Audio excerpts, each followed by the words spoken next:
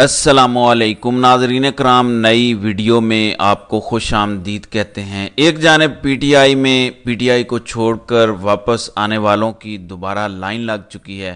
اس حوالے سے کیا ہو رہا ہے اس پر بات کریں گے، جبکہ قاضی صاحب اپنے ہی چنگل میں دوبارہ پھنسے ہیں، کس طرح سے اس پر بھی بات کریں گے۔ پی ٹی آئی میں سوچنے کے دو اینگلز ہیں، ایک یہ کہ جس نے پریس کانفرنس کی ہے مجبوری میں کی، لیکن عمران خان کے خلاف کوئی بات نہیں کی، پی ٹی آئی کے خلاف کوئی بات نہیں کی، بشرا بی بی کے خلاف کوئی بات نہیں کی، تو ان کو لے لینا چاہیے، کیونکہ وہ اتنے مجبور ہو گئے پریس کانفرنس کرنے کے، اور پی ٹی آئی کے دور میں انہوں نے کوئی پیسہ بھی نہیں بنایا، کوئی مال نہیں بنایا، انہوں نے کرپشن نہیں کی، انہوں نے بڑی سنسیئرٹی سے کام کیا۔ ان میں ملائکہ بخاری ہیں، ملائکہ بخاری سے متعلق بھی کہا جا رہا ہے کہ عمران خان ان کو واپس لے لیں گے، جس طرح سے اپنے بیٹے کی وجہ سے وہ مجبور ہو کر انہوں نے کیا۔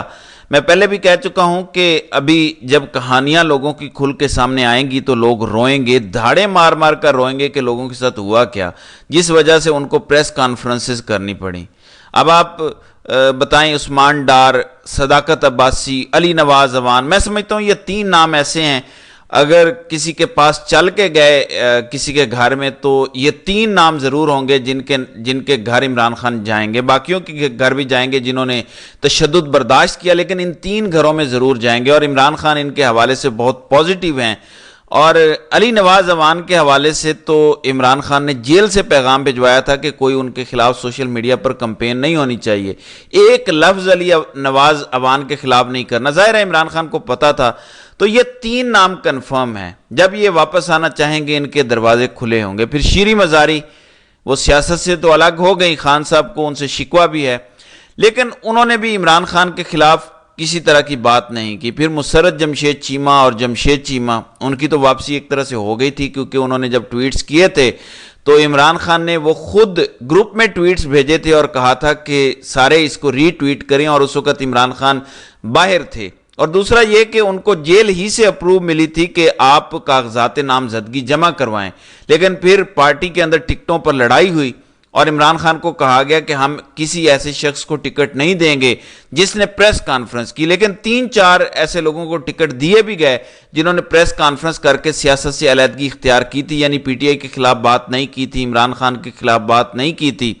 اور اس وقت پارٹی کے اندر مختلف عہدوں پر 9 ایسے لوگ ہیں جنہوں نے پریس کانفرنسز کر کے سیاست سے علیحدگی اختیار کی تھی، وہ تنظیمی اور مختلف عہدوں پر موجود ہیں یا ان کو ٹکٹ دیے گئے، وہ جیتے یا ہارے وہ ایک الگ بات ہے، لیکن 9 لوگ ایسے موجود ہیں، ایسی مثالیں موجود ہیں۔ تو پی ٹی آئی کے اندر بہرحال اب ان لوگوں کے حوالے سے ہے کہ یہ آئیں گے تو پھر ان کو مین جگہ ملیں گی۔ پھر پی ٹی آئی کے اندر بہت نیگیٹو چیزیں چل رہی ہیں، جس سے آپ ملیں وہ دوسرے کے بارے میں کہتا ہے کہ یہ کمپرومائزڈ ہے، یہ اسٹیبلشمنٹ کے ساتھ رابطے میں ہے۔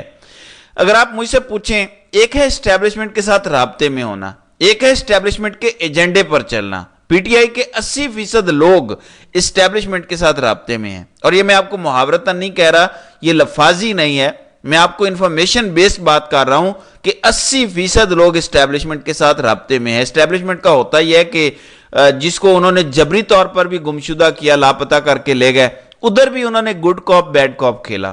ایک مارنے والی ٹیم آتی تھی تو ایک بندہ آتا تھا کہتا تھا یار تمہارے ساتھ بڑا ظلم ہو رہا ہے، تم بڑے اچھے انسان ہو، بڑے زبردست بندے ہو، بڑی زیادتی ہو رہی ہے، پلیز سیاست کو چھوڑ دو، میری پوری فیملی تمہیں بڑا سنتی ہے۔ تو یہ گڈ کاپ بیڈ کاپ وہاں پہ بھی ہوتا تھا، ادارے کے اندر سے رابطے میں اسٹیبلشمنٹ کے لوگ رہتے ہیں، اور اس کی وجہ یہ ہوتی ہے کہ تھوڑا سا وہ پھر خبریں بھی پارٹی کے اندر کی لیتے ہیں کہ چل کیا رہا ہے، اور ان کو تھوڑا سا اطمینان دیتے ہیں کہ تمہارے ساتھ سیٹنگ ہے، تمہارے ساتھ چیزیں نارملائز ہیں، اندر کی باتیں بتاؤ۔ اور ایک ہوتا ہے ایجنڈے پر چلنا۔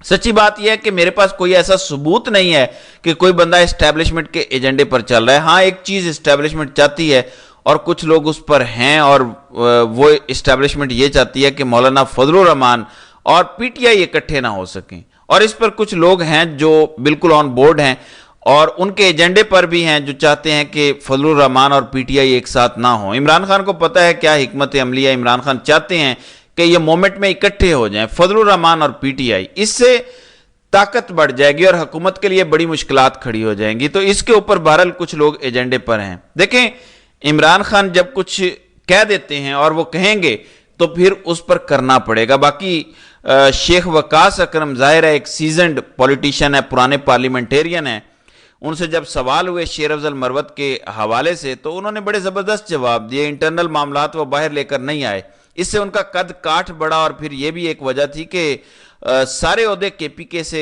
दे दिए, चेयरमैन गौहर साहब केपीके से, उमर अयूब केपीके से, प्राइम मिनिस्टर के उम्मीदवार केपीके से, अपोजिशन लीडर जो सेनेट में है वो केपीके से, शिबली फराज जो हैं।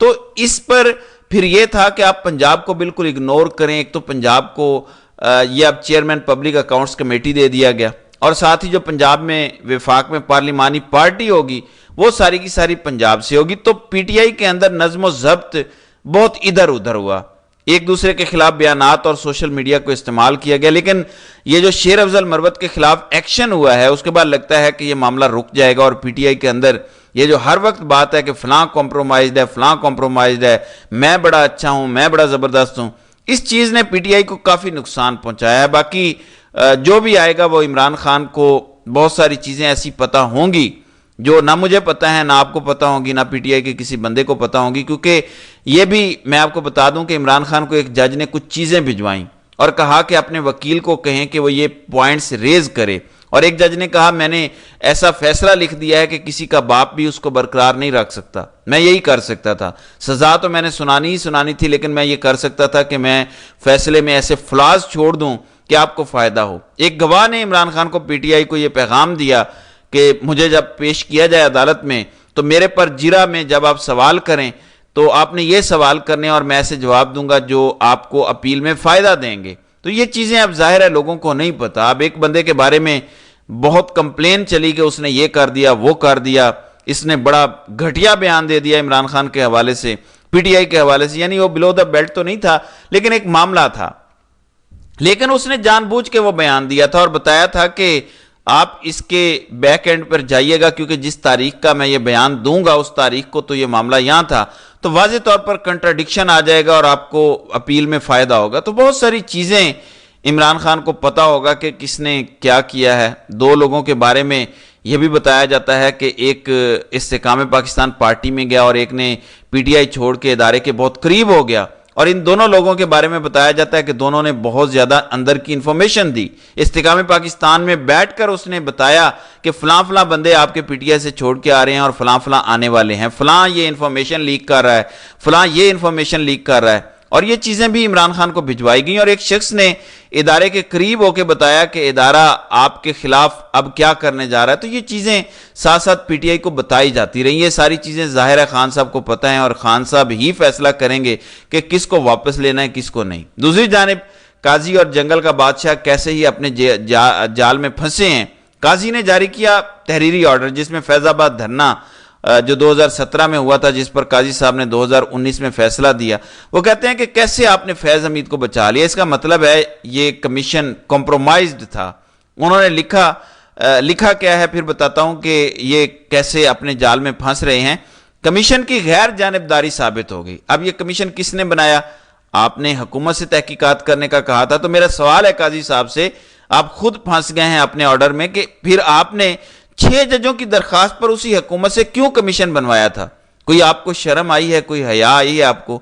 लेकिन मैं आपको बताता हूं कि ये क्यों बार बार जनरल फैज़ हमीद को रगड़ना चाह रहे हैं। मैंने आपको पहले भी बताया था, बहुत सारे लोग इसका बता चुके हैं कि डिमांड यही थी कि जनरल फैज़ हमीद इमरान खान के खिलाफ कोई गवाही दें, कोई बात करें, बयान दें कि हाँ मैंने उनको सपोर्ट किया था, मैंने हुकूमत उनकी बनवाई थी, गिराई थी। तो ये इमरान खान को डिस्क्रेडिट करना चाहते हैं। अभी तक जनरल फैज़ की तरफ से ऐसा कोई बयान नहीं आया। ये जो बार बार टारगेट किया जा रहा है, मुझे खदशा ये है, अब तक कोशिशें जारी हैं कि कुछ ना कुछ हासिल कर लिया जाए वहां से, मुझे ऐसा लगता है।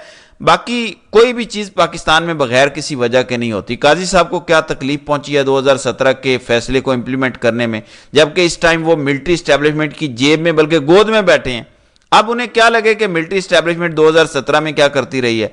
हाँ, एक चीज़ है जो लोग बात करते हैं कि नवाज शरीफ को बयानियां देने की कोशिश है कि अगर ये साबित हो जाए और एक तगड़ा फैसला आ जाए تو نواز شریف کو شاید بیانیہ مل جائے کہ دیکھو نواز شریف کے خلاف ملٹری اسٹیبلشمنٹ نے فلاں تاریخ میں دھرنے کروائے، لیکن پھر جب دھرنوں کی بات آئے گی تو 2018 میں بھی عمران خان کے خلاف ٹی ایل پی کا دھرنا تھا، 2019-20 میں ہوا، تو پھر دھرنوں کے حوالے سے بھی تو کوئی فیصلہ قاضی صاحب دیں۔